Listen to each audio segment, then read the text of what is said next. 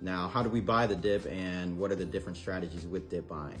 There is buying off a pullback, buying off a panic sell-off, and buying when the stock is just generally selling off.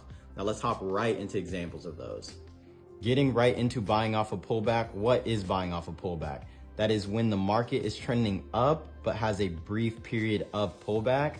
And what we want to look for is a dip off support. Now this support, it can be a whole or half dollar level. It can be a trend line level, whether that be an actual line that we have placed on the chart. It can be our VWAP indicator, or it can be something as arbitrary as a moving average. Now, what does this look like? It would look something like this. As you can see, we still have our trending move up. We have our pullback and then push back up.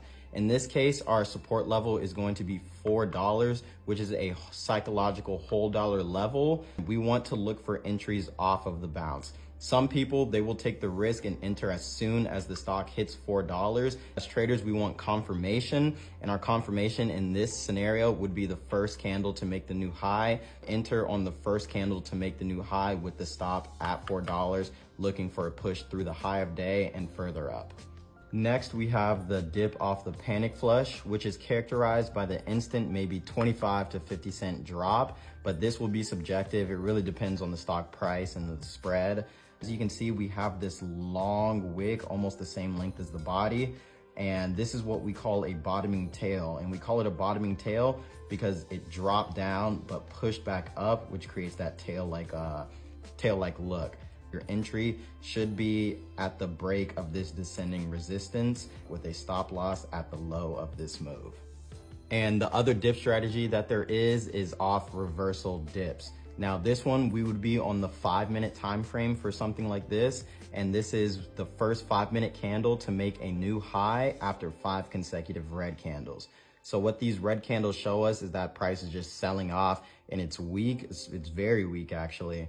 And then the first 5-minute candle to make a new high is the one we enter on. And the reason we want to do 5-minute candles is because 5-minute candles hold more stronger conviction versus 1-minute candles or 2-minute candles, etc. with the stop loss at the low. And that is how we keep our entries tight and our stop losses tight so that we can have the highest risk to reward ratio. Whether you're looking to learn more about the stock market or just want to join a community of like-minded traders, go ahead and join my Discord that I've created for all of us at marketmasterstrading.com, and we will see you there. Other than that, I hope this was a very informational video, and I hope you guys were able to learn something new. With that being said, Dre is out.